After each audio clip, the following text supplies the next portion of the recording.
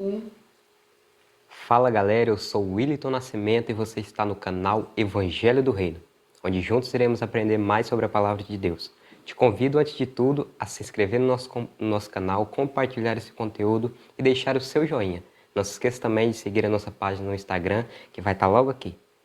Antes de abrir a Bíblia e começar o estudo, eu gostaria de te convidar a fazer uma oração. Vamos orar juntos? Senhor nosso Deus, Santo Eterno Pai, nós te pedimos a presença do Teu bom e Santo Espírito para mais um estudo da Tua Palavra. Abençoe a todos aqueles que irão estudar, que o Senhor seja o nosso professor, que o Senhor seja o nosso guia. É o que te pedimos em nome de Jesus. Amém. Bom, meus amigos, nós estamos aqui em uma série de estudos sobre santuário. No estudo passado, nós começamos a estudar o santuário e nós tivemos o estudo sobre o santuário celestial, onde juntos aprendemos que existe um santuário no céu erigido pelas mãos de Deus e não pelo homem. E esse santuário foi criado para a habitação de Deus, para a sua adoração. Só que em um determinado momento, surgiu no coração de um anjo que estava no Santíssimo do Santuário, um anjo cobridor, um anjo que estava no Monte Santo de Deus, como diz Ezequiel 28:14, surgiu no coração dele o pecado, o desejo de ser maior que Deus, o desejo de ser igual a Deus. Então nós conhecemos a história. Esse anjo se rebelou e ele foi atirado para a terra. Ele e todos aqueles que ele conseguiu convencer do pecado. Meus amigos, o santuário ele teve duas fases, a fase antes e depois do pecado. Esse era o santuário celestial. Hoje nós iremos aprender sobre o santuário terrestre. Aquela rebelião, ela não ficou só no céu. Como antes eu disse, ela veio para a terra. Satanás e seus anjos foram atirados para a terra, como diz Apocalipse 12, 7-9. E chega um momento em que Deus ele deseja dar forma à terra. Lá em Gênesis 1:1, você conhece, criou Deus os céus e a terra, porém, era sem forma e vazia, o Espírito de Deus pairava sobre a face do abismo. Meus amigos, Deus cria todas as coisas, Ele cria também o casal Adão e Eva. E Ele dá uma orientação para esse casal. Eu gostaria de te convidar aí a Gênesis 2, verso 16 e 17. Abra sua Bíblia em Gênesis capítulo 2, verso 16 e 17.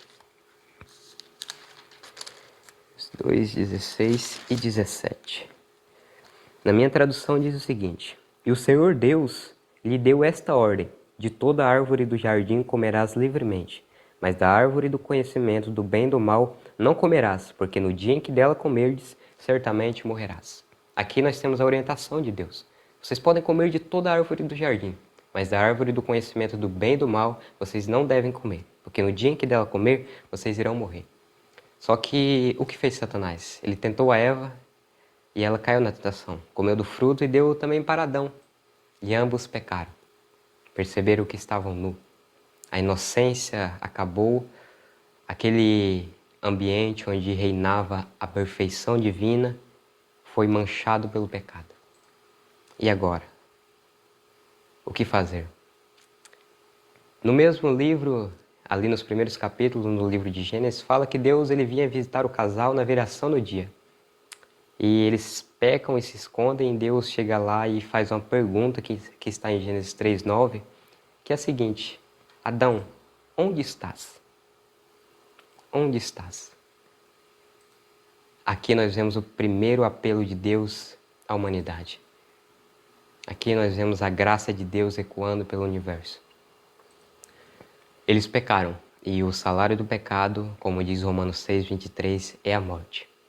Mas Apocalipse, capítulo 13, verso 8, diz que o Cordeiro foi morto desde a fundação do mundo. Por isso surgem algumas perguntas. Por que Adão e Eva não morreram naquele exato momento? Exatamente por isso. O Cordeiro foi morto desde a fundação do mundo. Estão ali os três, a serpente, Adão e Eva, e Deus. E Deus, no capítulo 3, verso 15, ele vai falar uma coisa. Eu gostaria de que você abrisse a sua Bíblia em Gênesis 3:15, onde vai dizer o seguinte: Porém inimizade entre ti e a mulher, entre a tua descendência e o seu descendente. Este te ferirá a cabeça, e tu lhe ferirás o calcanhar. Esse versículo da Bíblia é conhecido como Proton-Evangelho. Aqui nós temos a promessa de um Salvador.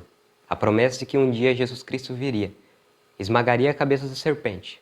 Ela feriria o seu calcanhar, mas ele iria esmagar a sua cabeça. Amigos, Deus ele não nos deixou sozinho. E no versículo 21 do mesmo capítulo, diz o seguinte, eu gostaria de convidar aí para o versículo 21. Fez o Senhor Deus vestimentas de peles para Adão e sua mulher e os vestiu. Aqui nós temos o primeiro sacrifício. Aqui nós temos a primeira morte. Imaginem para o casal. Imaginem para os seres que estavam ali. Um lugar de perfeita harmonia, agora manchado por sangue. Tivemos o primeiro sacrifício de alguém inocente, que não tinha culpa de nada. Mas esse alguém apontava para Jesus Cristo, que também não tinha culpa, mas veio e se entregou na cruz do Calvário por cada um de nós. Muitos dizem o seguinte: a serpente não tinha culpa de nada, a serpente, Deus vai lá e amaldiçoa ela, fala que ela vai rastejar sobre a terra. Você já parou para refletir o que aconteceu com o cordeiro? Quem dos dois pagou o maior preço?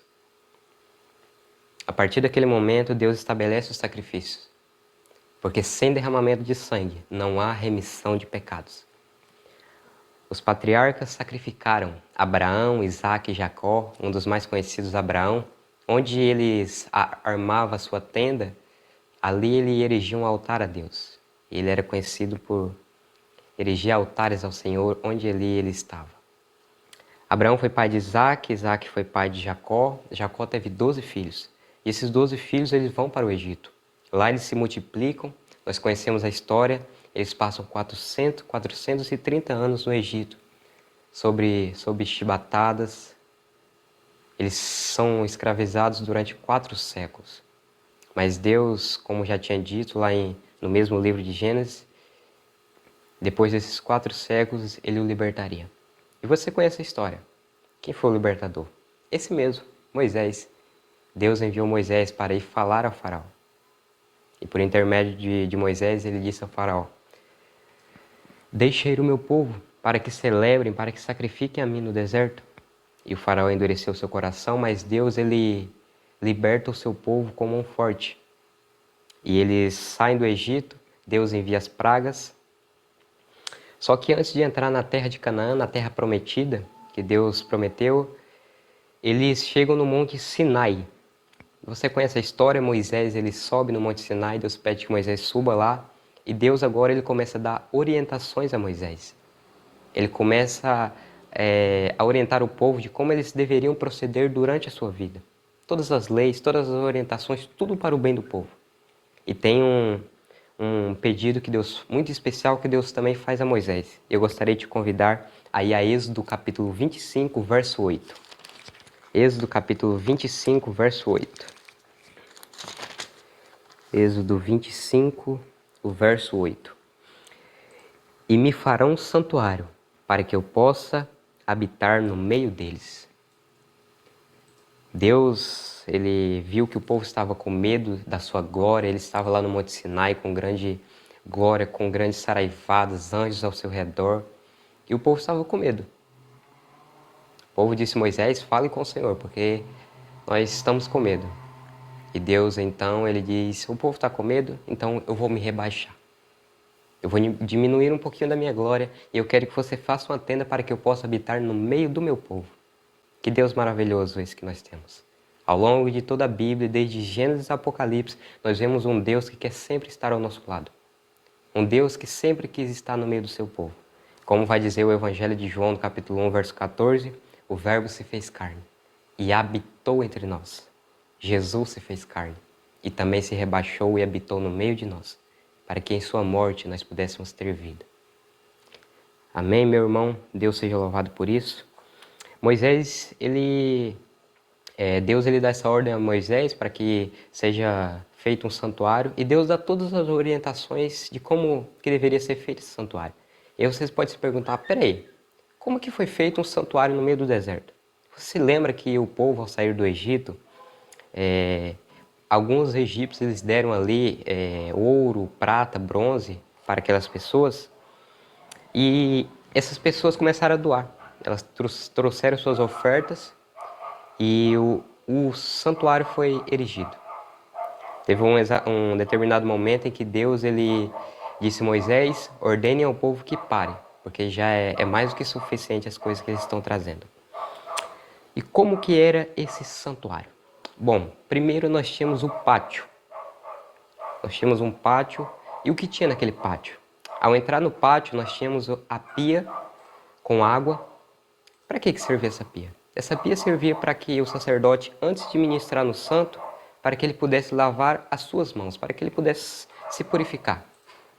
Depois nós tínhamos o altar de holocausto, onde era queimado ali os animais que eram sacrificados. E depois do pátio nós tínhamos a tenda da congregação.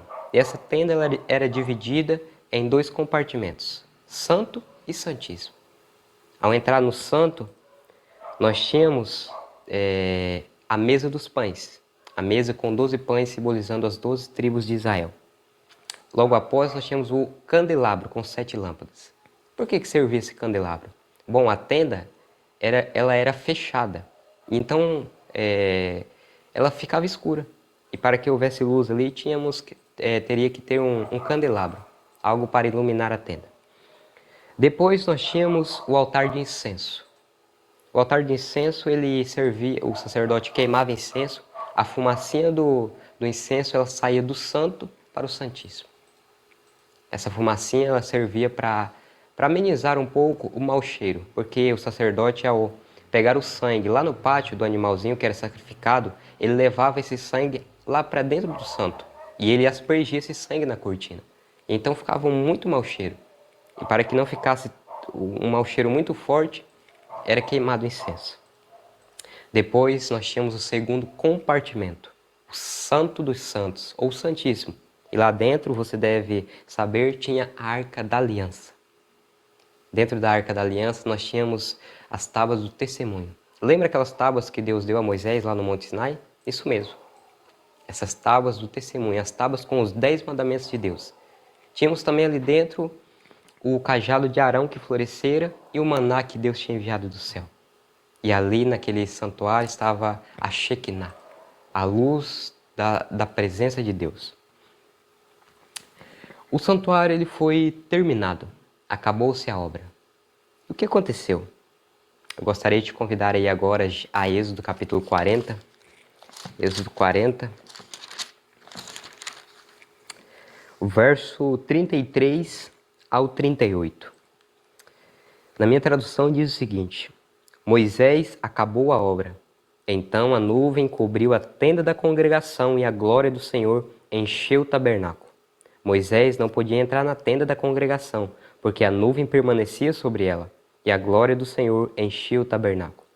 Quando a nuvem se levantava de sobre o tabernáculo, os filhos de Israel caminhavam avante em todas as suas jornadas. Se a nuvem, porém, não se levantava, não caminhavam, até o dia em que ela se levantava. De dia, a nuvem do Senhor repousava sobre o tabernáculo, e de noite havia fogo nela, à vista de toda a casa de Israel em todas as suas jornadas. Aqui houve uma cerimônia muito solene. Quando acabou de construir esse santuário, a Bíblia nos diz que a glória do Senhor encheu o tabernáculo.